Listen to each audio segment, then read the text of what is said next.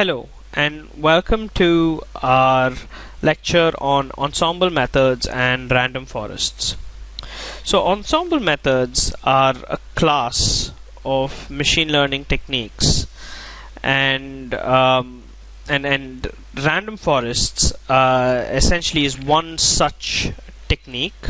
It's an ensemble method, and it's a fairly popular one at that. So we will be talking about ensemble methods in general, and we will also introduce random forests. And the way we're going to do this is to give you an idea of how the algorithm works, what is the idea behind the algorithm, and also give you some idea on where it works, why it works, and so on. So a little bit conceptual also. So let's take a look at what essentially ensemble techniques are. And the core idea behind ensemble techniques is to create multiple predictors for the same problem. So you're given a problem, and here when I say problem, I'm talking about a prediction problem. So it's in very much supervised learning, where you're given some input data with multiple inputs, and you have an output, and your job is to either to predict that output, whether it's predicting a number or it's predicting a particular class, like a classification task. But the core idea is that you, given such a data set, when you apply a particular methodology, you create one predictor, right? Whether it's regression or whether it's support vector machines or neural networks, whatever it is, you create a single predictor, however complex it is. But with ensemble methods, you create multiple predictors for that exact same problem, and you basically go about making predictions by aggregating the predictors into. There are a couple of different ways of thinking about it. You can think about it as aggregating the predictors into this black box, which then you just call as one giant predictor. Or you can think of it as the model essentially has multiple predictors. So you've used the data, you've created many predictors, and tomorrow when somebody comes by and says, can you make a prediction for me at this input point, you basically go and get the predictions from all the predictors. And then you take all these predictions and then you kind of aggregate them by taking an average or taking a vote or some method of aggregating those values. The core idea behind how this works is that you invariably wind up injecting some kind of stochasticity into the data or the prediction algorithm. So if you had a single data set, and let's say the predictor of choice for you was decision trees or multiple regression. Let's just take those two examples. For a given data set, if you create a decision tree, right, you have a particular algorithm. So let's say you use the algorithm CART, classification and regression trees. So we've discussed CART in previous lectures, and so let's say you go about creating a tree based on this data. You're going to wind up with a single tree, so it's a single predictor, right? How do you go about getting multiple predictors? Same thing with regression.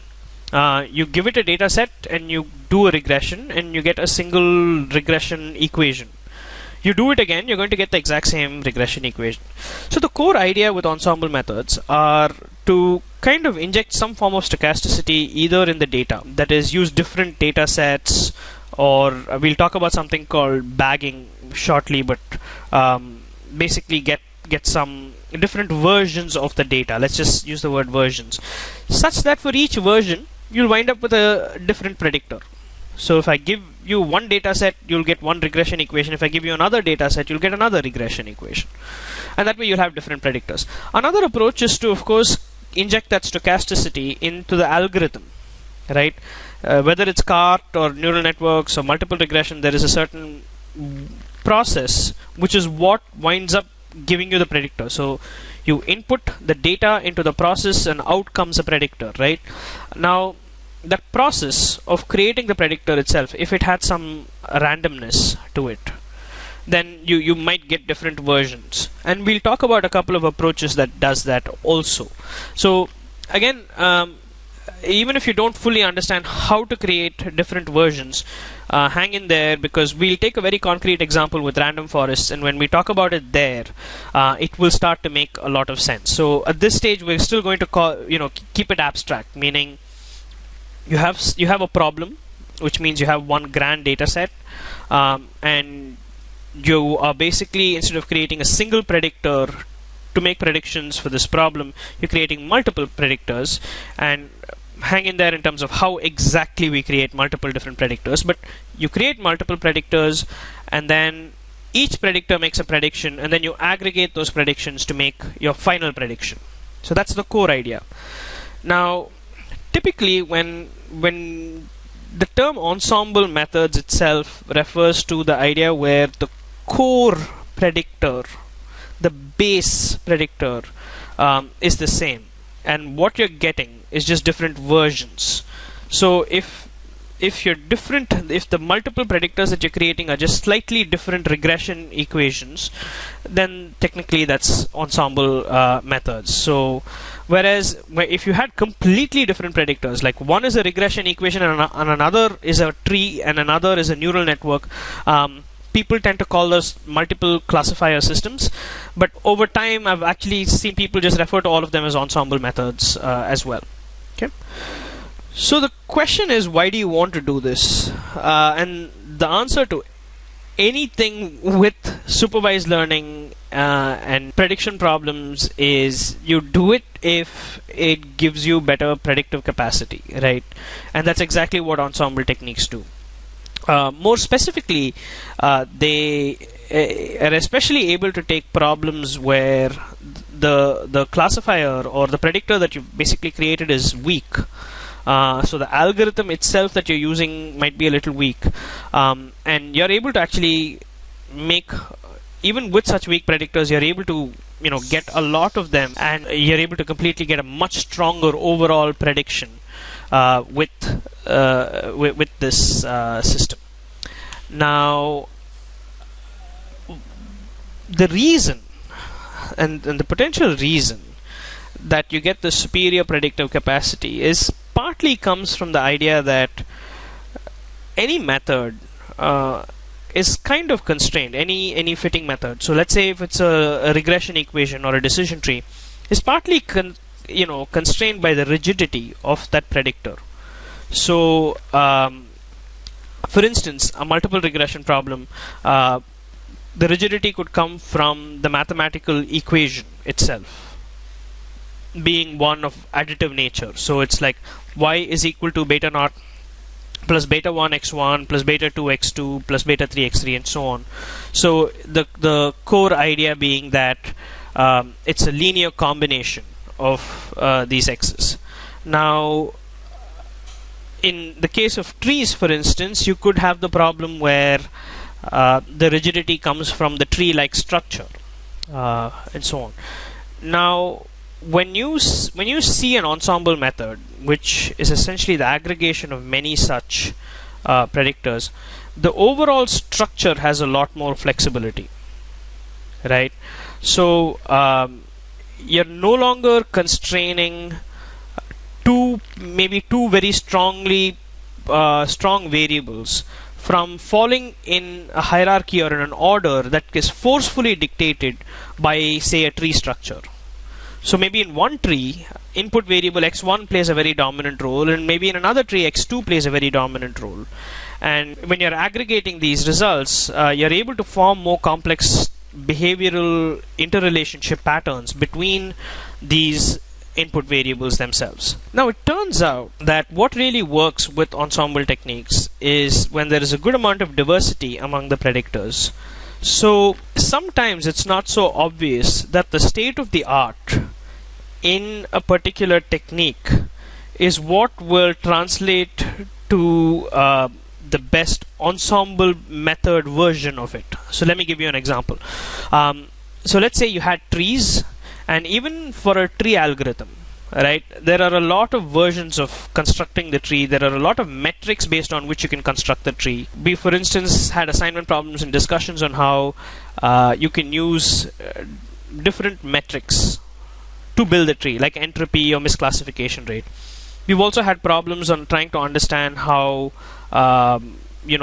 what should be the minimum number of leaves at terminal nodes, and what is the optimal level of pruning, and so on. So it's not obvious that doing what is state of the art in a particular method will necessarily translate to the best version of an ensemble technique. So sometimes it turns out that even not splitting a tree in a very sensible fashion is fine, and that works better when you are creating an ensemble of such trees, because what tends to work with these prediction trees is good amount of diversity among the trees, and so that's something to definitely keep in mind, that doing the state of the art when you're interested in creating a single predictor is not necessarily the best thing to do when you're creating many versions of the same predictor that you want to combine. You might opt for a predictor that is poor, or that is worse, or that might be overfitting the data. But because you are now going to use it in the context of a random forest, context of an ensemble method, where you're going to create many such versions of it and then add them together, it might work just fine. So let me give you some concrete ideas of some ensemble techniques, and we'll start with the more basic ones. So the first one is bagging, or it's also called bootstrap aggregating. The idea here with bagging is that with bagging you're essentially doing all the work with the data. So what you do is you're given a particular data set. So let's say your data set has 200 points. What you'll do is you'll take those 200 points and put it in a big bucket. You'll randomly sample a data point out and write it down. And after that, you'll put this data point back into the bucket. And then you'll again randomly take another data point and write it down. And like this, and again put it back into the bucket. And like this, you'll do this. There are many versions of it, but the most typical version is that you'll do it 200 times, because there were 200 data points to start with. So you take 200 random samples with replacement.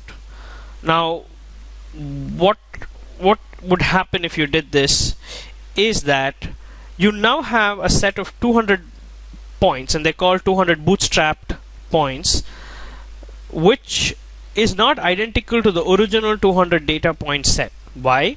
Because it's possible that by random chance I sometimes picked one particular point many times, and it is possible that by random chance that a particular data point never got randomly picked, although I'm picking 200. But because I'm doing it with replacement, there's a possibility of a double pick or a triple pick, and there's a possibility that I completely miss out a data. Now when I do that, I get a new data set of size 200. And then I go and I run my prediction algorithm on that, be it whatever it is. Now I do the same process many times. So I do the same process 20, 50, 100 times, where I create 20, 50 or 100 predictors by actually randomly sampling the data for the same number of data points that there are, and creating bootstrap data set 1. That will create predictor 1. Go do the same thing again. I'll get bootstrap data set 2. And this time the random 200 points that I sampled won't be identical to the 200 random points that I sampled before. Right? So now I have bootstrap data set 2, and that creates predictor 2. And so on. I create 10, 20, 30, hundreds of such predictors, thousands of such predictors, and I aggregate these predictors to get the results. Now, although I'm sidestepping for a second there, this technique of bootstrapping and creating multiple predictors actually goes beyond just ensemble methods. And it has a lot of other interesting uses. For instance, it's reasonably common to do this process to create multiple predictors to get an idea. So out here, the reason we're doing this is so that we create multiple versions, multiple predictors, or you can think of it as multiple versions of a class of a type of predictor, and to essentially make all these predictors predict when tomorrow a prediction problem comes. Tomorrow someone comes and says, can you please predict for me at this point? I'm going to ask each of these predictors to make a prediction, and I'm going to take their average, or I'm going to take some weighted average of them. But you can also use this to, for instance, get an idea of the uncertainty around your prediction. So a common practice is to use this in some way to get some kind of a confidence interval or a prediction interval. And because you can still have the base data set, the one that's not been bootstrapped at all, and create a predictor out of that and say that's my final prediction. Oh, but by the way, am I 100% certain about my prediction, or can I come up with some kind of a confidence bounds around my model or around my prediction that I make using my model? And when you create many such predictors, you could use the many such predictors to predict at a given point to get a feel for the uncertainty that is there in my ability to predict a certain point. So I have an average guess based off of my algorithm, but can I build? I sometimes build confidence bounds using this bootstrapping technique.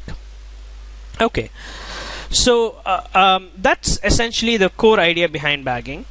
We then come to boosting. The idea behind boosting is that, again, we're typically dealing with weak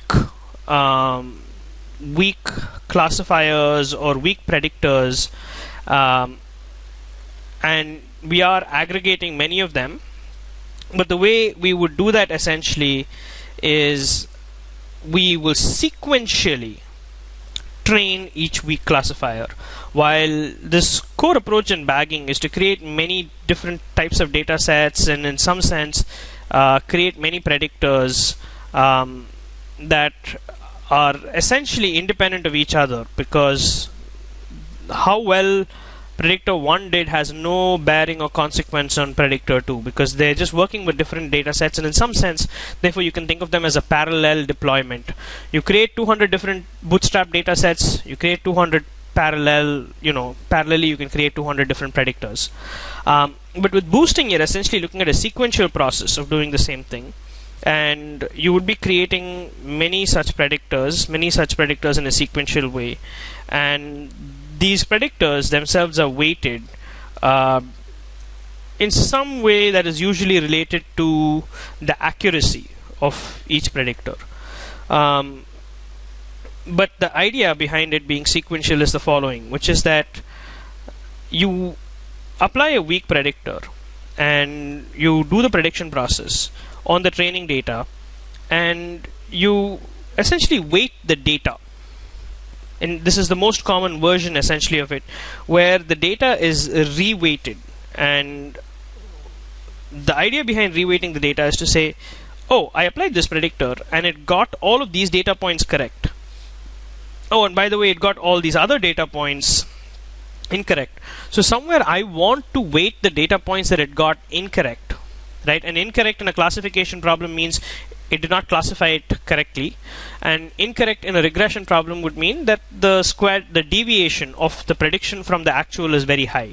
So essentially you kind of create this weighting structure on data points, where points that are incorrectly predicted get a higher weight, and so the next and that becomes the training data for the next iteration or the next predictor.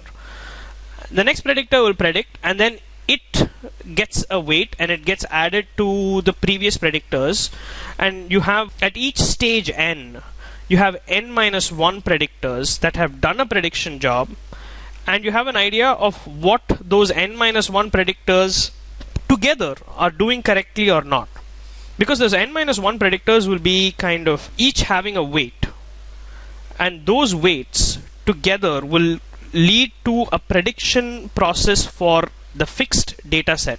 Here, unlike bagging, you're not playing around with the data set itself, so it's like one fixed data set, and you are essentially on that fixed data set you are applying these n-1 predictors, which are then getting weighted in some way, and you have a final prediction.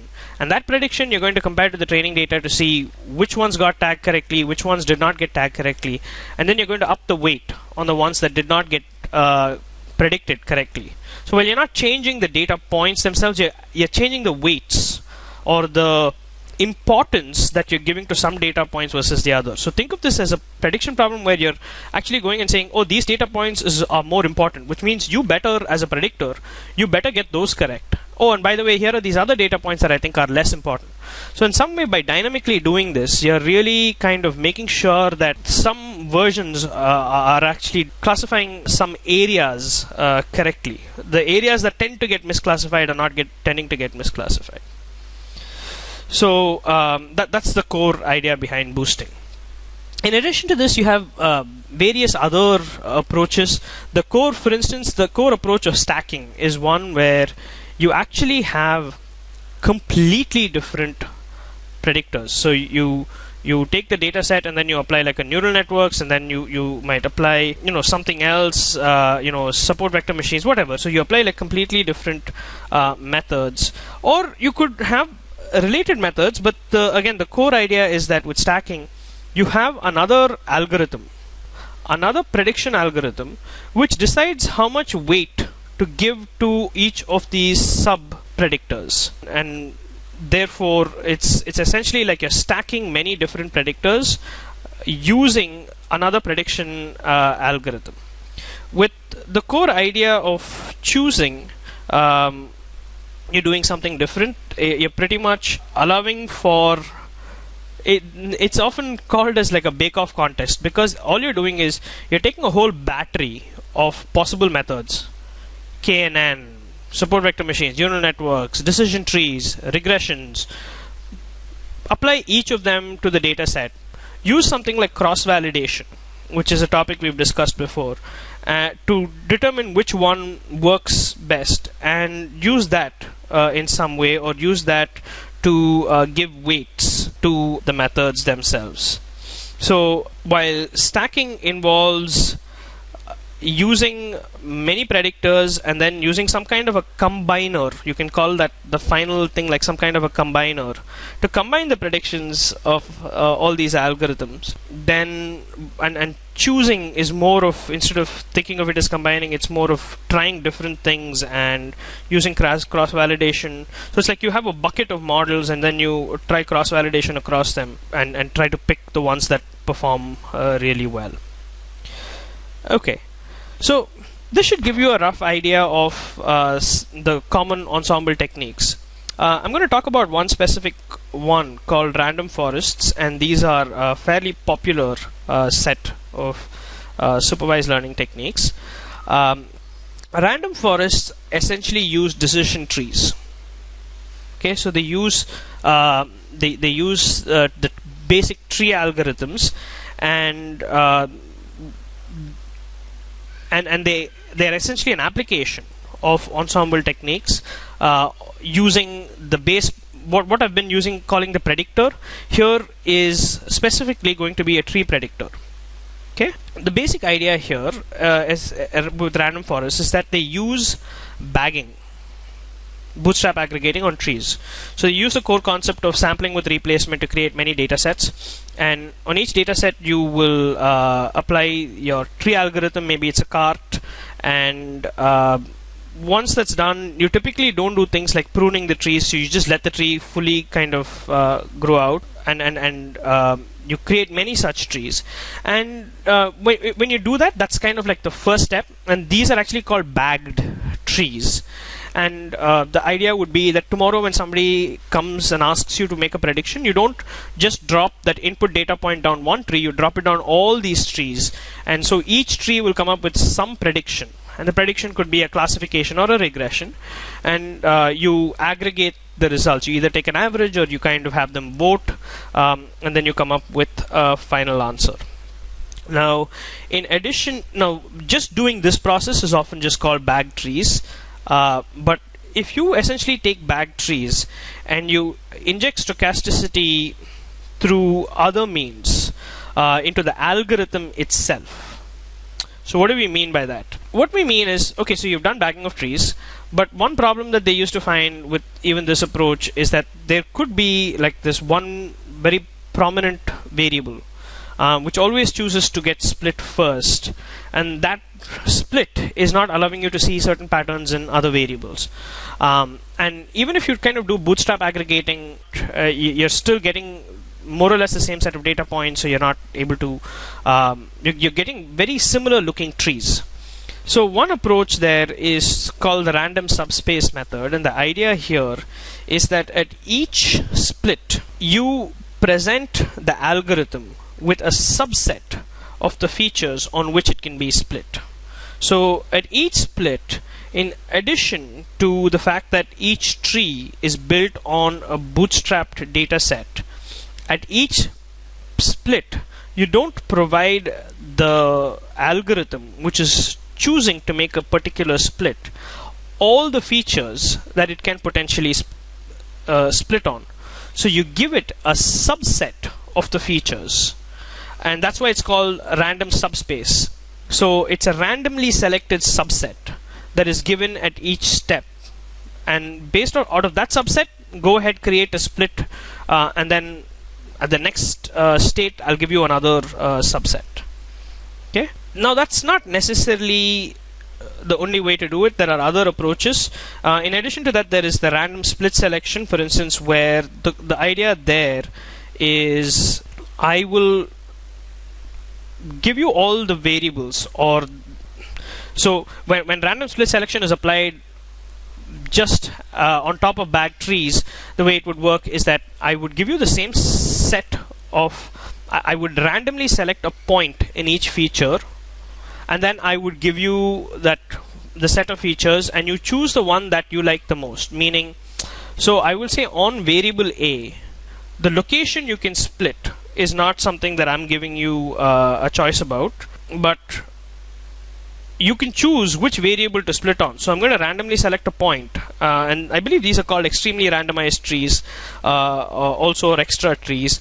But the idea here again is that you will randomly select a point on that feature on which the split can occur, and like that for every feature you'll select a point, and you'll present the algorithm with these 20 features and say pick the feature that you want to make the split on, in order to kind of become a good predictor, or in order to maximize your criteria. Another thing is at each step with random split selection, a variant of that approach is to say at each step you can only randomly split, you can only split on a subset of, we will pick for you the best 5 splits that you can do based on your algorithm, but I'm going to randomly choose one of those 5.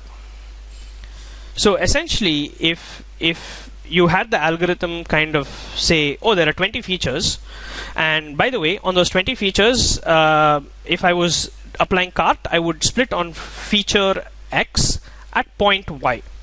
Instead, you say, tell me the top 5 features that you want to split on, and you choose the point where you want to split.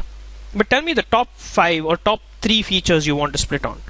And once you give me the top n, I'm going to randomly choose one from that, and then you split on that. So that's another variant of this notion of randomly splitting.